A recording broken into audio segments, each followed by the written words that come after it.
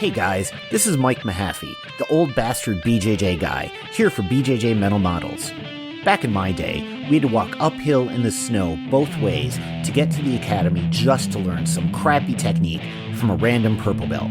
You kids have it so easy because now you can just subscribe to BJJ Mental Models Premium and get tons of great audio courses to learn new techniques, enhance your mindset, and entertain yourself. You can even get personalized rolling reviews from some of your favorite BJJ Mental Models coaches, including me. It's like having your own seminar, you spoiled little whippersnappers. So what are you waiting for? Subscribe to BJJ Mental Models Premium right now, get off my lawn, and go train.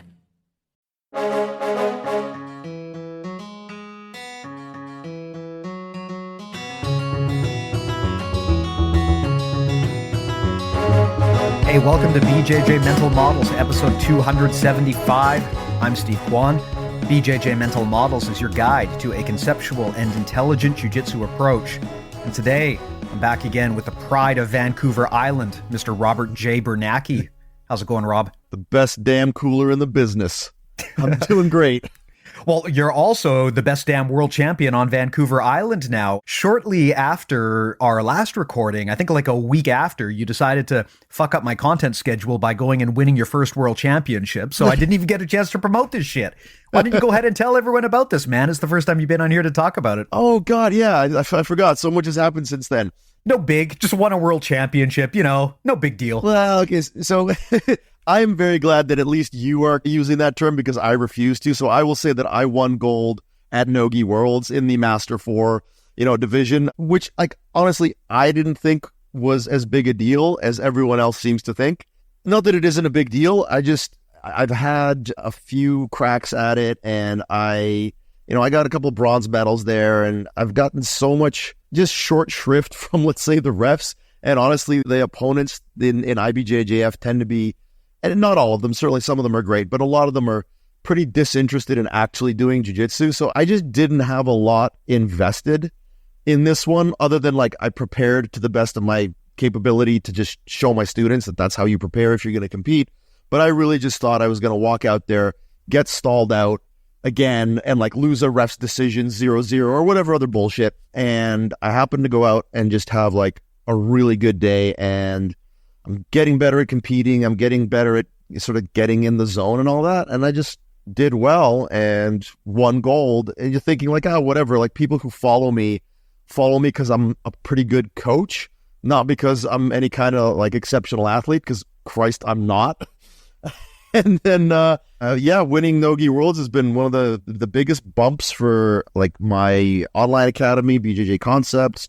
The instructional that I put out with Stefan, BJJ Games, did really well. Like, just a huge amount. My seminar schedule is basically booked like fully booked for 2024, almost fully booked for 2025. Like, I do probably 5 or 6 seminars a year typically. I'm going to do 30 this year. So that's the thing that was kind of shocking to me, is that I didn't realize how much value the community at large would put on, Rob Biernacki going and winning gold at No Gi Worlds, because I just figured people appreciate my shit because I'm a half smart guy who explains jiu-jitsu in a way that relates to some people. But I guess there was a decent chunk of our community that was like, oh yeah, he's all right, but until I see him win like something major like this, I'm not really going to pay attention to what he says.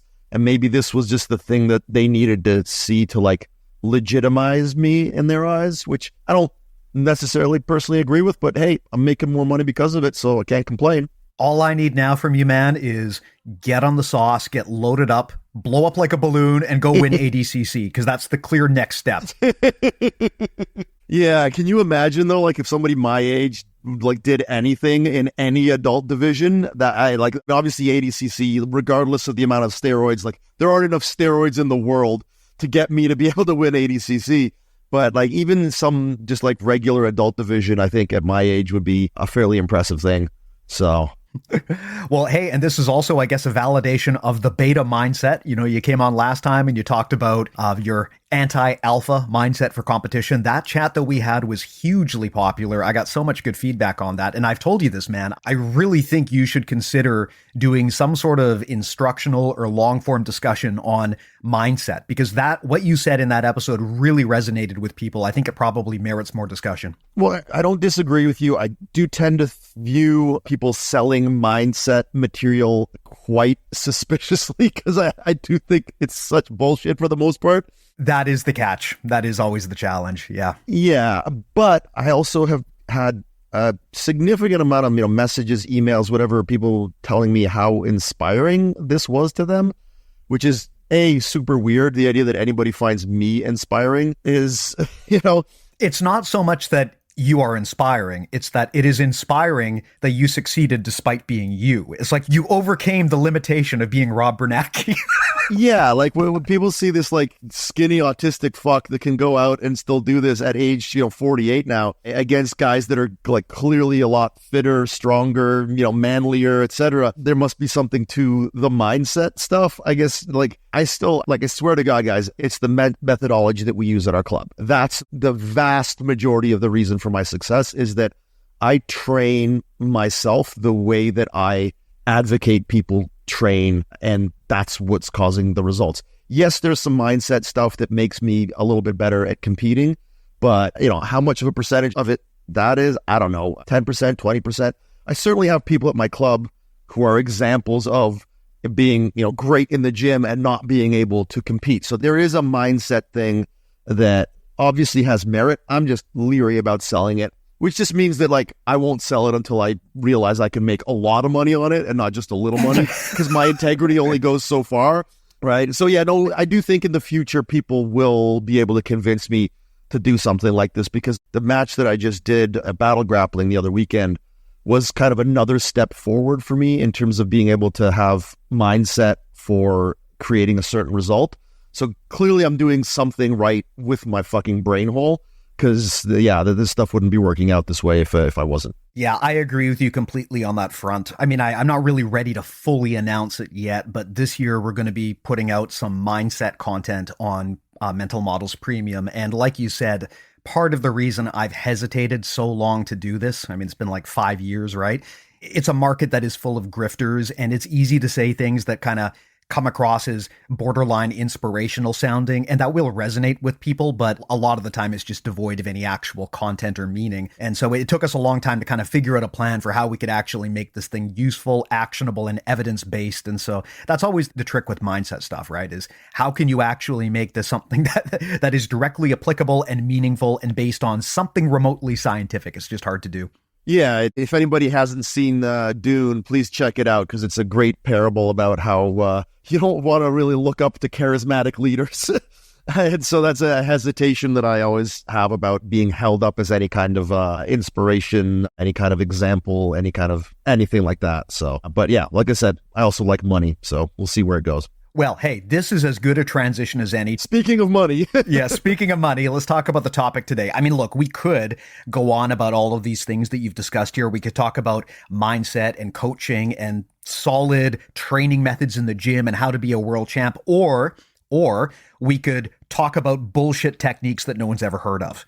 And I think we know what the right answer is here, right? I think we know. Well, okay, I'm going to correct you. We're going to talk about a very legit technique that no one's ever heard of. Tell me about it, man. Let's do this. Ladies and gentlemen, I present to you the Roadhouse choke. Okay, what is it? What is the Roadhouse choke? Well, so the Roadhouse choke is a completely legal in all rule sets way of using one hand on somebody's neck to choke them out, which some people will associate with what's been known historically in our community through a couple names, one being the rape choke, which is not the best name if you want to sell an instructional or also just, have a certain environment for women at your club. But the Vader choke is another name for it. Some people call it the Y choke because of the shape that your hand makes. But there have been a few different terms for it, none of which I want to use because, frankly, what I'm doing is a little bit different on a purely technical level. than what most people are doing when they post on their opponent's throat. And we can get into a little bit of the details on that, although obviously I'll have to be somewhat sparing because I'm trying to sell people an instructional. Also with audio, right? Always easier to just talk about the big picture idea. If people want to see it in action, that's where your course is. And also, I believe you actually just won a match with this choke recently, didn't you? So there's an example right there if people want to know what it looks like. Well, yeah, the unfortunate part about the match is that you can't quite tell on the video. Like, once you know what to look for, you'll be able to see it. But if you just watch the video, and it's not just watching the video, it's the announcers at the event, the crowd at the event, nobody knew what the hell I had done. They were just like, the guy tapped, what the hell happened? Partially because I don't think people believe that this is something you can do to actually choke somebody out, let alone a black belt, let alone a black belt with good submission defense. Fortunately, that's who I pulled it off on, is somebody who was doing a really good job of defending other things. So people can see, hopefully, the legitimacy that comes with this. And I've also done this to just about anybody that's visited my gym in the last year, where the origin of this technique, at least the way that I'm doing it, is that, I've had some elbow issues over the course of the last year and a half almost. They're finally resolved now, but over the course of that period, since the injury happened, I had big chunks of time that I was rolling without the use of my left hand, or sometimes without the use of my left arm entirely. So, one, I always try to have fun in training. Two, I always try to improve, working around constraints, whether they're self-imposed or externally imposed through injuries. And so the combination of those things led to me trying to just choke people jokingly with one hand, just as a way of drawing a reaction that would give me something else that I could do.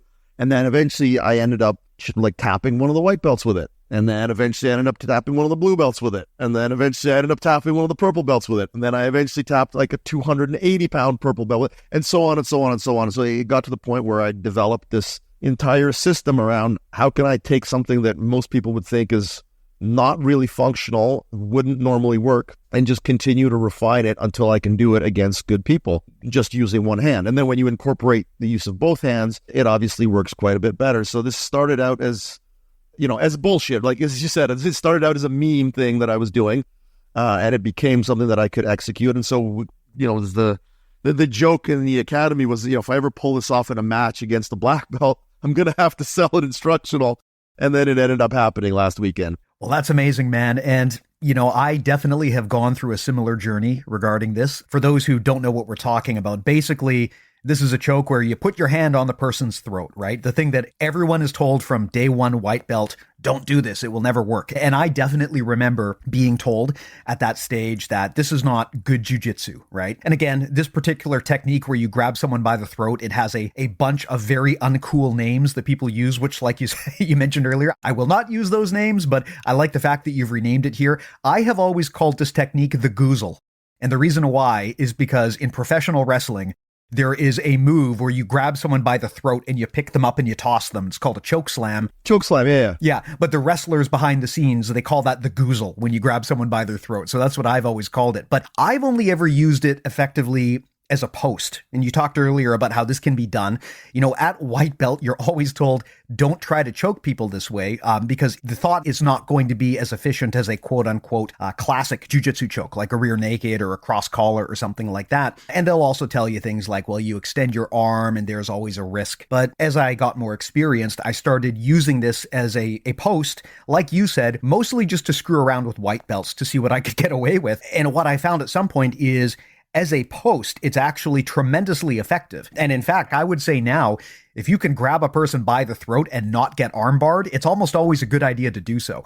But I have never thought about using this to actually get the finish. It seemed too difficult to me, but it seems like you figured out a way. So what's the secret, man? How do you do it? I think everyone understands, yes, you can grab a person by the throat and maybe you can use that as a distance tool, but to actually finish from there, how do you get enough choking pressure to do that? Presumably you're not just trachea crushing. I'm assuming it's actually a legitimate air or blood choke, correct? Yeah, so because if you're squeezing the trachea, so let's, before I talk about the details of how it can be made effective, let's just talk about the legality, because the biggest objection that people have to this when they first see it is they just think it's illegal. They think it's illegal in IBJJF. They think it's illegal in a few rule sets. So you are allowed to post on your partner's neck and throat. What you are not allowed to do is squeeze your fingers around the windpipe. And that's not what we're doing. Although obviously, like for those of you that haven't seen the Patrick Swayze classic Roadhouse, the main character Dalton does rip a guy's throat out,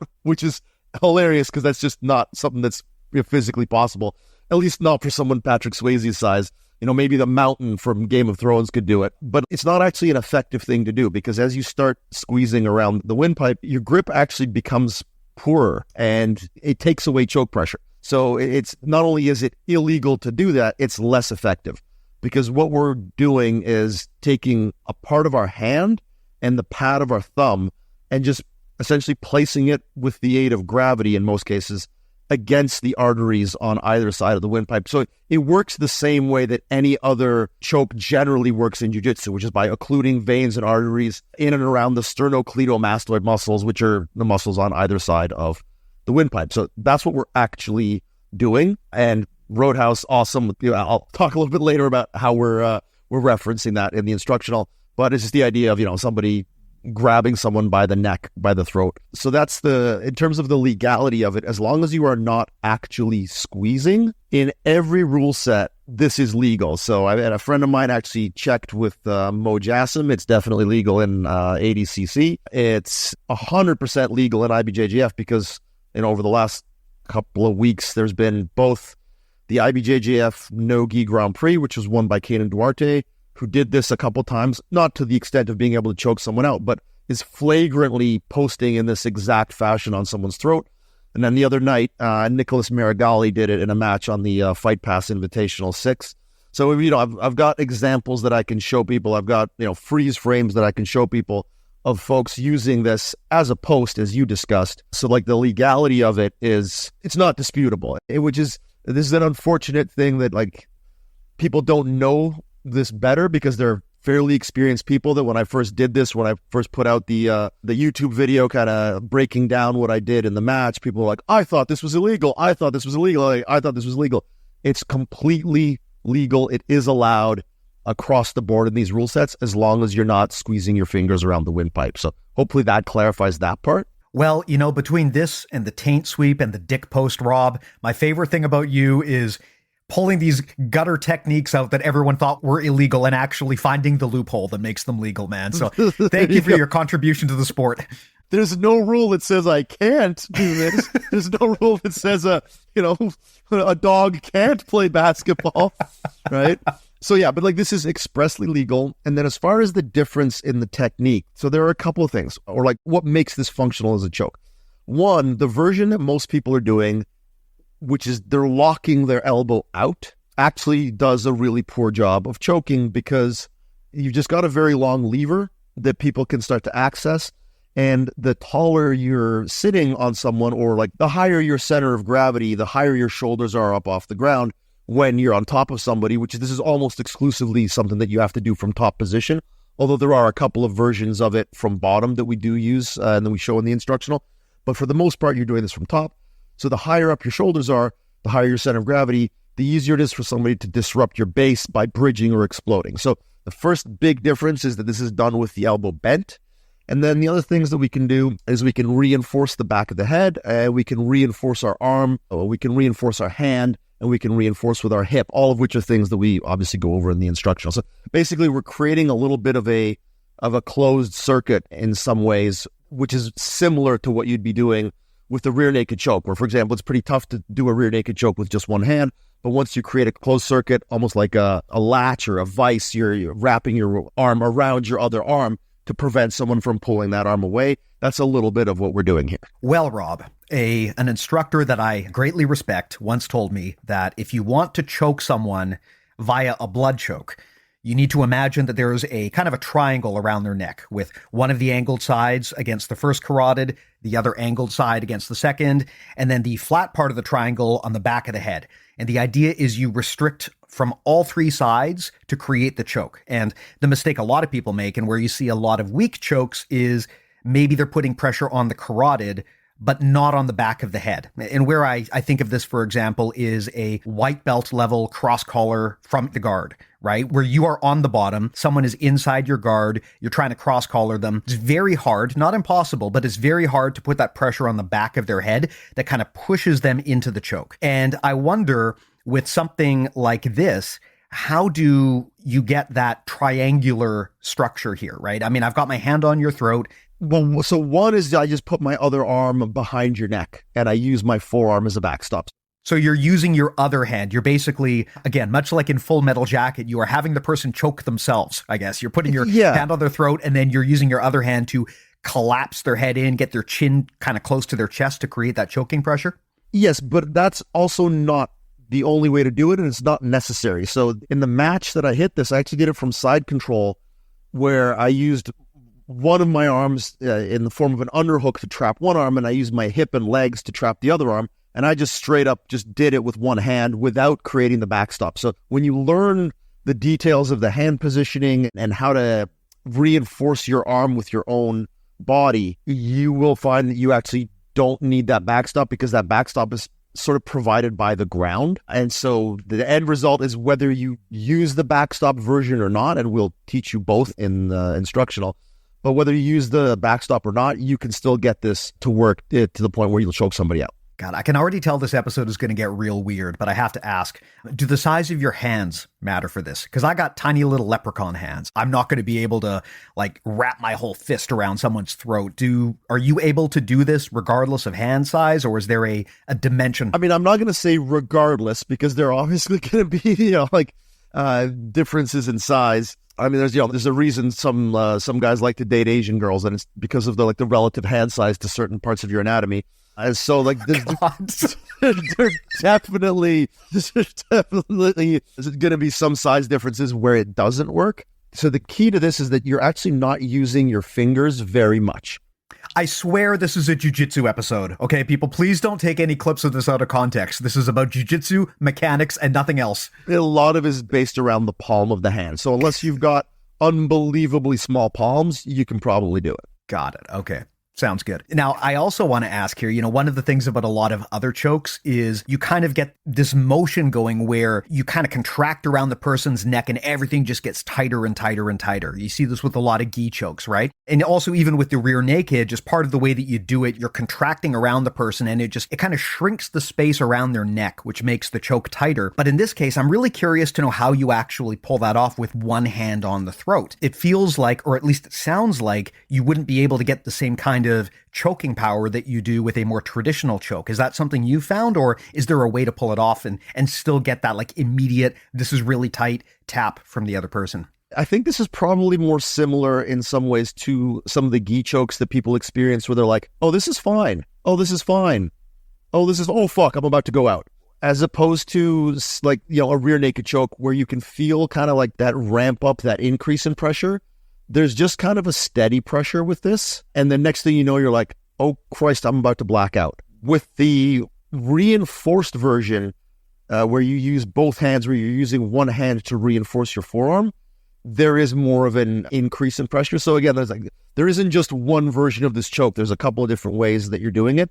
But I would say that the most significant source of choking force or pressure is actually just gravity. You're pretty much just putting your hand in place, and then the more weight you can bring to bear over top of that hand, the more the choking pressure takes over. So it doesn't come from increased effort from your hand. It just comes from being able to center your weight over top of somebody. Got it. And how critical is that gravity aspect here? When I hear gravity is a big part of this, it makes me wonder, is this a big person choke, or is this something that a smaller person can pull off as well?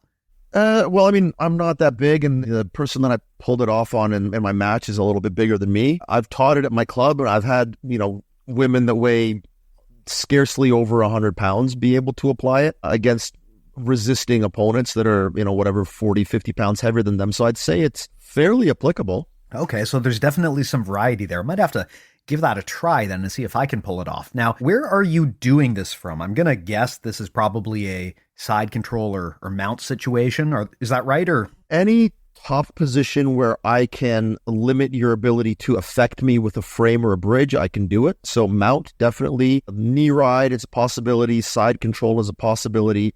There are a couple of side control variations, even like coming out of an omoplata. And I can do it from half guard, provided they don't have a knee shield in the way. Got it. Okay. And I guess the last basic question I've got is gi or no gi. Is this choke the exact same in either situation, or are there adjustments you have to make if you want to play it in one rule set versus the other? I think it's the same thing. You're using it when you can grab someone's throat. Although I will say, and my opponent actually remarked on this after the match. He's like, if this had been a gi match, I would have done a better job of not letting your hands get anywhere near my neck. But in a no gi match, you don't tend to think that somebody can do anything to you by grabbing your neck with one hand. So you're busy defending other things, right? So like the way that I set it up in that match was I was passing half guard and I got an underhook and I grabbed the neck. And when you're passing half guard, people are thinking that they should stop you from passing half guard, which is, legit, because they don't think that they're going to get choked out. And the consequences of I shouldn't even say over-defending, of, correctly defending the legs against the passing sequence in half guard are actually what led to the choke being so solid. It's just that there was choking pressure being applied over time. My opponent wasn't aware of the eventual consequences of it. So he got busy defending the legs. And then once I broke through on the pass, his arms were out of the equation and he had already been being choked for a few seconds at that point. And so once the position was solidified, the choke came on incredibly quickly. Like, I don't know if you're able to link the match so that people can watch it, but if they get a chance to, if you can't, it's on it's on the Island Top Team YouTube channel. You can watch the match there and you can see how, like, once I get to the position, the tap comes very quickly, probably quicker than people have experienced with other, more well-known chokes, just because of that process. So I think a huge part of the utility of this isn't just in, okay, I'm going to learn this and I'm going to be able to choke people right out with it. I'm going to tap people with it. I'd say the long-term utility of it is going to be that, like, regardless of the quality of opposition, even if people are good enough, aware enough that this is happening and they can defend it as a choke, they still have to commit a lot of resources to defending something that they would have in the past, and you would have in the past, not been able to utilize. And so they've got to like, okay, fuck, do I let this keep going and risk getting choked out, or do I address it right away? And by addressing it right away, they give you other options. It's very much like the way the buggy choke kind of solves a certain problem where, like, you don't have to choke somebody out with the buggy, but the other person just has to respect that you can. So as soon as you get into a certain position, you know that you could be buggy choked and you're going to react to certain attempts with that buggy choke in a way that will give somebody their guard back, or that will, create a reversal, et cetera, et cetera. So this is something that will draw significant overreactions from people. Because, let's face it, nobody wants to get choked out by somebody using one hand on their neck. Like, as much as I know it's legit and other people are going to know that it's legit, there's going to be the initial phase where, just like with a buggy choke, where people are like, I'll be goddamned if I get buggy choked. People will be goddamned if they get Roadhouse choked. And so they will massively overreact and give you guard passes, give you their arms, give you their back. So you can learn it as its own thing and it's cool and all that. But becoming proficient with it actually just creates it's a massive force multiplier for your offense. Whatever you want to do to somebody, you're going to be able to do it a lot easier if you utilize this than you would have been otherwise. I love that point. That's one of the things that is really great about a lot of weird exotic submissions. People will often look at some of these techniques and say, well, they're not as high percentage as the classic, so we don't need those. We're not going to use them. And I think that's maybe a flawed way to look at this, because with a submission, it's not always about getting the submission. Sometimes it's about creating a predictable reaction that you can leverage to do something else. I'm notorious for this. I love my Ezekiel chokes. I know nobody else does, but the thing I love about the Ezekiel is it's total bullshit. And in the gi, you can pull it off from almost anywhere. And it creates this weird phobia in people where they start to worry from every single position, like, oh, fuck, is this guy going to do this Ezekiel bullshit here? And I've noticed that if that threat is present, then everyone is just a little bit more tepid when trying to advance and go forward, because they know that there are consequences to doing so, even if they're not really high percentage, or maybe that wasn't your intended plan. The presence of the threat alters the person's behavior. And so I think that, again, like you said, the beauty of techniques like this is even if it's not going to become the highest percentage submission in the game, which it might. But even if it doesn't, the fact that it exists solves for another problem. It makes people realize the importance of protecting your throat. I've had this a lot where I've noticed, especially in no-gi, people are just not really expecting having their throat grabbed. And I love to use it as a frame. The problem is I don't really have a good submission from there until now. But the thing I noticed is when you grab people's throat and you make them uncomfortable from there, if they're not used to it, it really kind of throws them off and it flusters them a bit. So yeah, I think that the presence of techniques like this has the possibility of kind of changing the meta if people have to learn to become used to these and to work around them. Well, yeah, and I think the most important thing about stuff like that, there's definitely a risk with like bullshit low percentage stuff where if you're investing in something that, you know, for instance, I'll use the sacrifice baseball choke as an example. That shit works. It's definitely been proven at like a very high level. Majid Hage won pans with it, I believe, in the gi against black belts, choking people out. But the limiting factor with that is, if it works, great. If it fails, you just pulled bottom side control and you let your guard get past or you get mad or whatever. So there's a severe limit to stuff like that. I don't like, meme submissions where you're electing to concede a negative position to attack them. What I love about this is I'm doing it from dominant positions and I'm doing it with one arm. And so I can afford to throw this at you as a probing attack. And if I feel I'm making progress, I might try to finish you. If you just defend it right away and I don't make any progress, I haven't lost anything. I use the term freebies for stuff like this. Like there are freebies that are extremely valuable because they cost you nothing to go for them.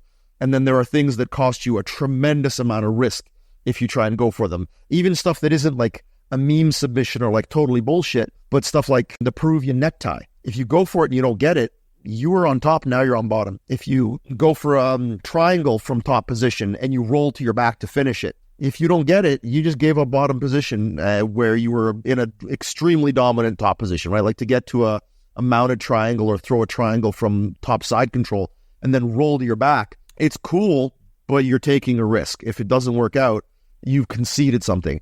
With this, there's no penalty, at least the way we're going to apply it. So like we make this point quite a bit in the instructional is like, you're going to go for this at this time or this time or this time. If you feel like you're going to lose it, let it go, because you don't want to be that person who's like wrapped both their hands around somebody's neck and then rolls over on bottom and then can't finish the technique, which I do see people do with the Ezekiel. They go for it, they end up on bottom, they lose it, and now they've lost position. So that's not a fault of the Ezekiel, that's the fault of the person not wanting to let go. But it's really important to mention that this is not low percentage, high risk. This is, decent percentage, extremely low risk. And the potential yield is very high. Yeah, absolutely. A concept we've talked about on the podcast many times is low commitment techniques, understanding what is the downside if this thing goes south and it doesn't work the way that I want. There are a lot of techniques that I would classify as high commitment, meaning if you fail, the consequences are pretty disastrous. You talked about the sacrifice baseball choke, also the buggy choke as well. The downside to both of those is if you fail, you're in bottom side control in a not so great position. As I get older, especially, and I'm risk averse in my training, I prefer techniques where the consequences of failure are pretty low. So I like to adopt a lot of probing techniques, as you described it, where if it doesn't work, no big deal. I just go back to the original game plan. Not much my opponent can do to take advantage of me. But if it does work, like you said, it's a freebie. I got something for doing basically nothing. And I always think that all other things being equal, if you have the choice between a high commitment technique and a low commitment technique, and, the odds of success are roughly equivalent, probably better to go with the low commitment technique most of the time because it's less risk to you. And like you said, this is just one arm. If you're careful with how you place it, there's probably not much the other person can do with that arm.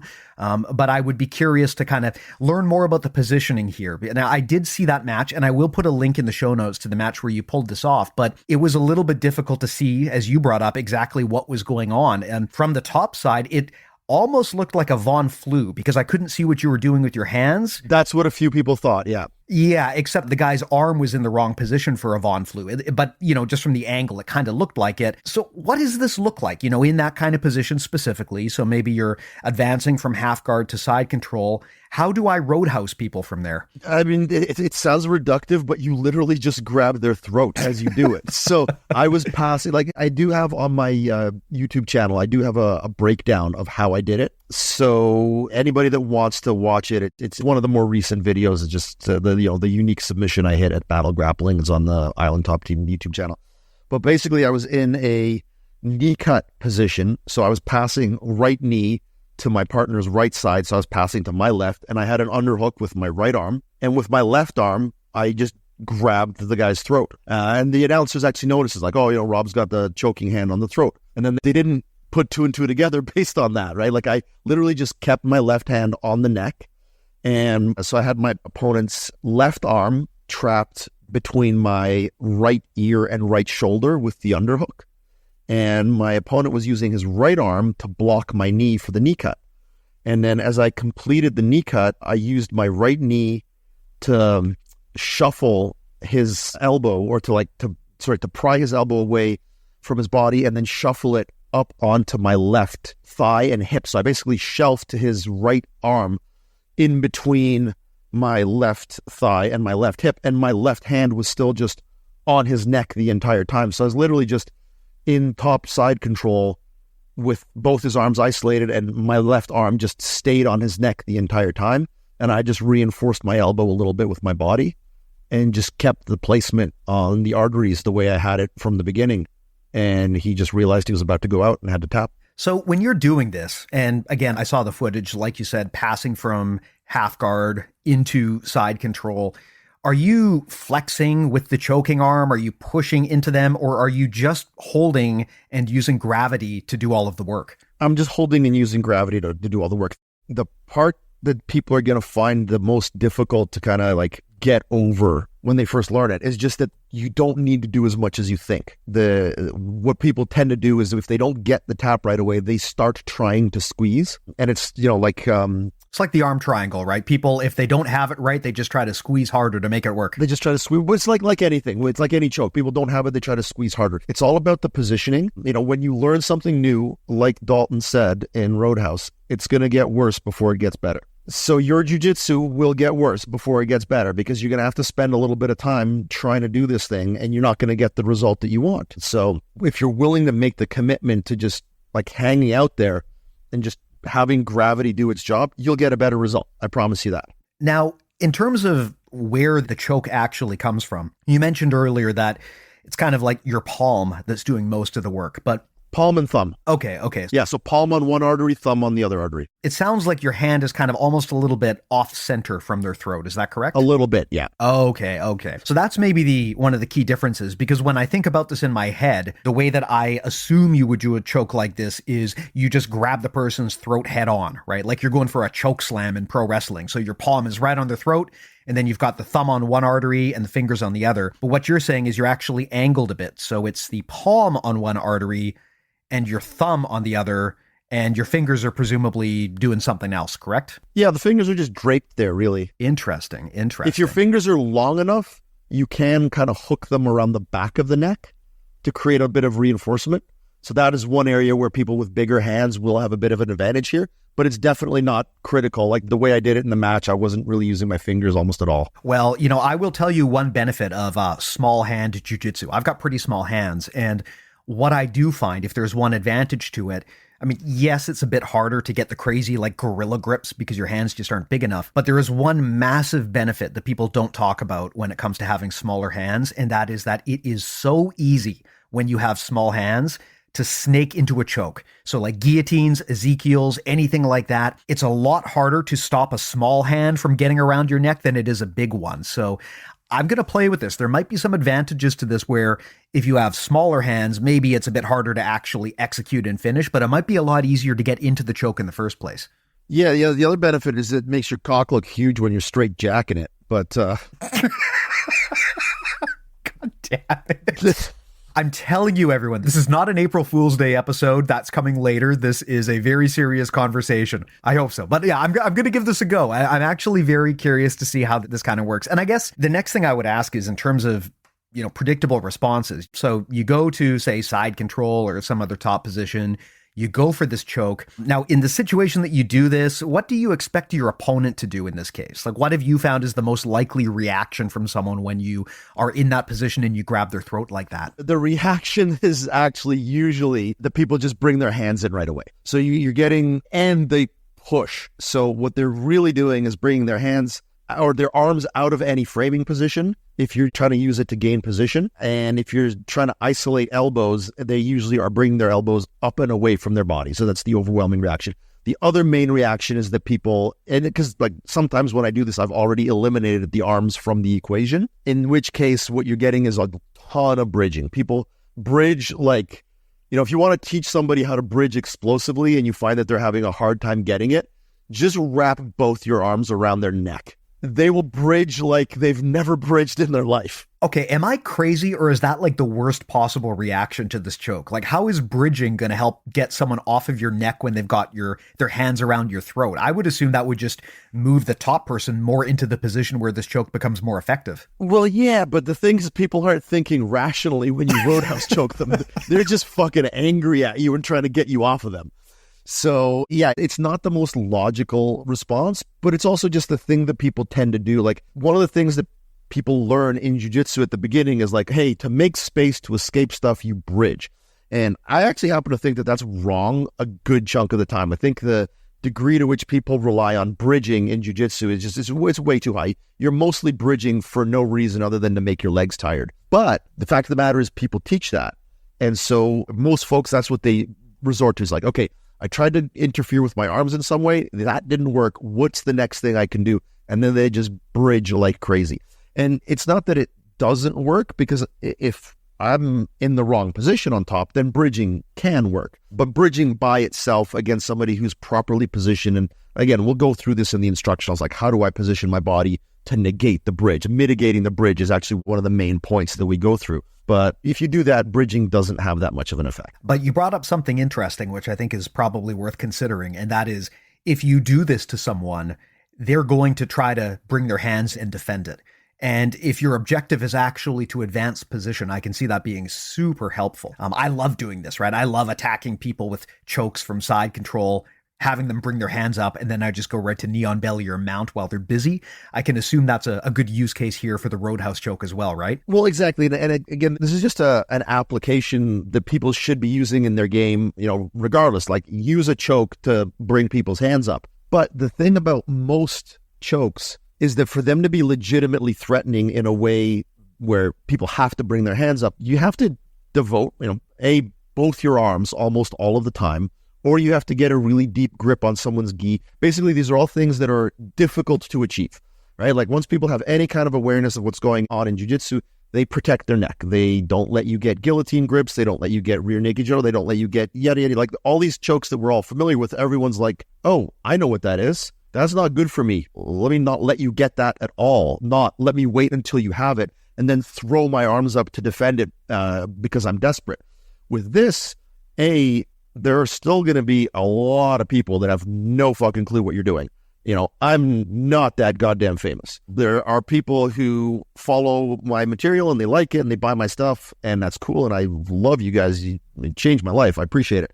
But, it's still a pretty small chunk of the jiu-jitsu community that's getting information from me. So there's going to be a ton of folks out there that still just don't know what the shit this is, and they'll just ignore you putting your hand on their neck because they're just unaware of the potential effects. For the foreseeable future, unless this just gets way more viral than I think it's going to, you're going to have this asymmetry of knowledge where you're going to know that you can put one hand on someone's neck and it's a legit threat, and they're not going to know, which is going to make the threat a lot more legit. And then as you establish that threat and people in your gym or people you're competing with realize that this is something you can do to actually choke them out, now you have a very legit threat that people will start reacting to, but is, like you said, low commitment. So I don't have to get to a fully locked in arm triangle. I just have to put my hand on your throat, and you're going to know that you have to respect that. So in terms of the utility of it, I think it's very unique that way, in that you can have a source of offense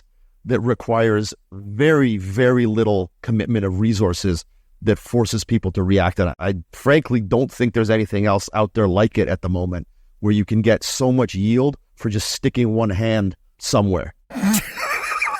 I'm going to leave that one where it lies, but I do have a question for you on this topic. You talked about just the ability to kind of use this as a probe, and if you're lucky, you get a freebie, you get something for nothing. I want to expand on that because that's a strategy that is very present in other martial arts, but I don't hear many people talking about it in terms of jiu-jitsu. So let me give you an example, right? In boxing, you're always taught that your jab is your distance maker, right? You use your jab to manage the distance and to set up other things.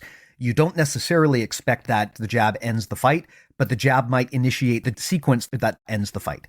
And in judo, for example, kazushi is kind of a similar thing. You're not going for your big throw right away.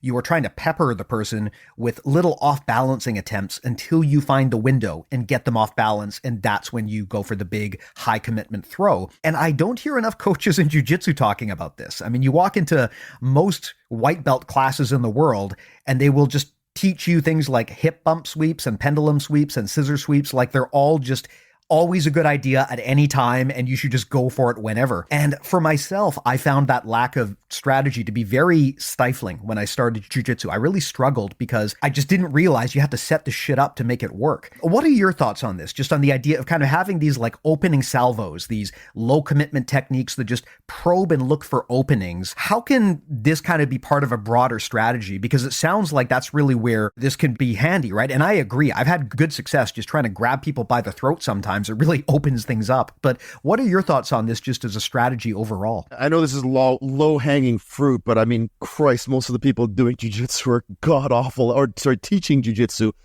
Definitely most of the people doing jiu-jitsu are god-awful at it, but that's just because most people doing jiu-jitsu statistically are white belts.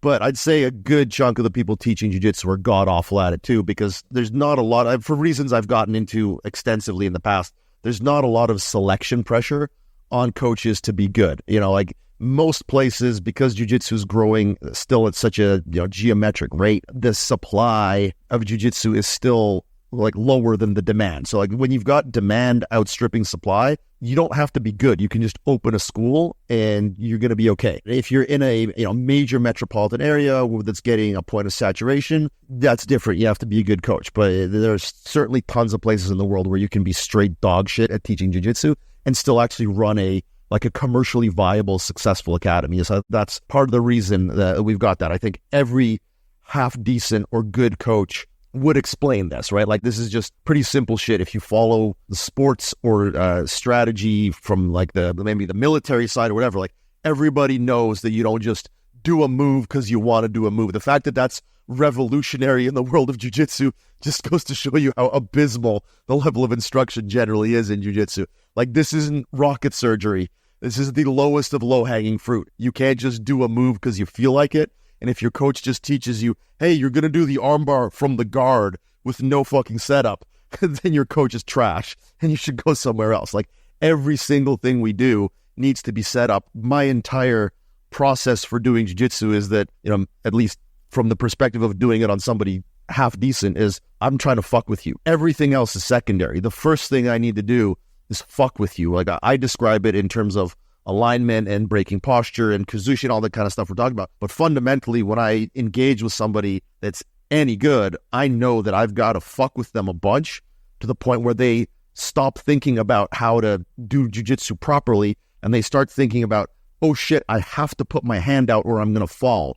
Or, oh shit, I have to bring my hands here or this motherfucker is going to actually choke me with one hand. Jesus Christ, help me. And then they'll put their arms where they wouldn't have otherwise put them. If I don't do that, I don't expect anything I do to work on anybody good. That's a really good point. And again, I am also constantly amazed by the number of people who don't teach nuance with techniques. They don't explain when you should do this, when it makes sense, or how to set this up. They just teach 3 techniques a day and students are expected to figure the rest out on their own. On this topic, though, I want to ask you an unorthodox question about this throat grip. So one of my favorite places to grab a person by the throat is inside their own guard. And I'll explain why. I used to think, obviously, that this is a terrible idea. I was told since day one, don't do this. You're going to get armbarred if you try to reach out and grab someone by the throat inside their guard. But then I realized at some point, that's only going to happen if I let it happen. Like if I know that the armbar is there, I just angle my arm so that that doesn't happen. And as soon as they open their guard, I just release it. And so what I do a lot of the time now is if I'm in someone's guard and they're playing a very stubborn closed guard, I just stand up and I grab them by the throat. And inevitably they open their guard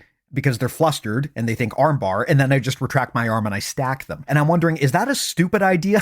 Or is there merit to using this kind of approach from weird places like that where maybe you're not really going to get the choke, but still just the ability to post off of their throat is that much of a nuisance that people have to respond?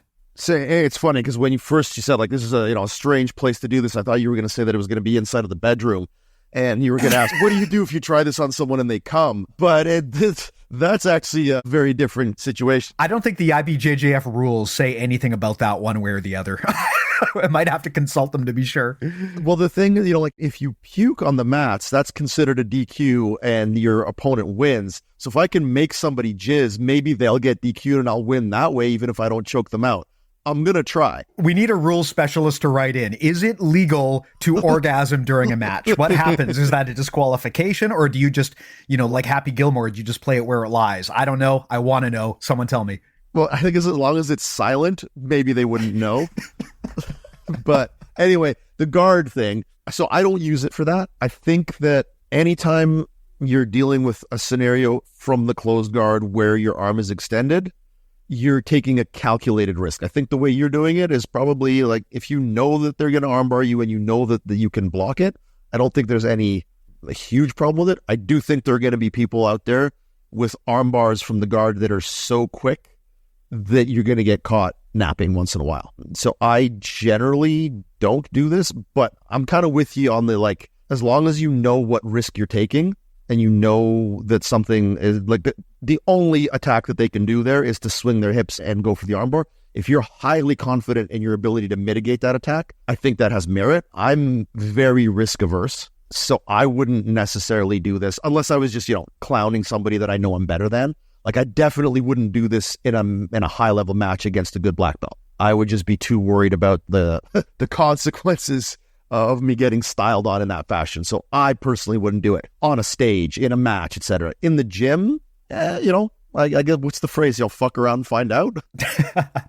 The reason I ask, I am absolutely not an ace competitor by any stretch, so please do not use me as the example here. But the reason I ask is because one time I was sparring with someone that is really good, like a multi-time black belt world champion. And normally with that kind of skill disparity, I'm just going to get fucked up every single time. But I tried this and he very clearly got flustered because he didn't expect it. He thought there was hundreds of possible things that I could do from inside his guard. And the last thing he thought would be I would grab him by the throat. And he just froze up and he let his guard go. And, I was able to take advantage of that. So I think there's maybe an argument to be made about just having a little bit of unpredictability in your game, as long as, like you said, you're smart about it and you're not just taking stupid risks. Well, there's an interesting quote about that attributed to Mark Twain, which is that the best swordsman on the planet doesn't need to fear the second best swordsman on the planet.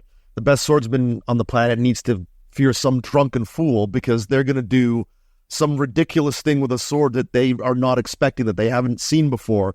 And that's how you could potentially, lose a duel. That's not the exact quote, but that's the general thrust of it. And there definitely seems to be this notion in popular culture or in some areas of analysis of, any trained activity that some random idiot is going to come along and do something totally unexpected and it's going to work. I don't buy into that as much, but only because I think the random idiot thing is a little too far, and I think it's an absurd example. But I do think that somebody who isn't just a random untrained idiot, somebody who has kind of enough skill level to know what they're doing a little bit, but then also does something that you're totally not expecting, I think that has a lot of merit. I think a really good black belt could get beat by an inferior black belt just by not being aware enough of some crazy shit that the other person is going to do.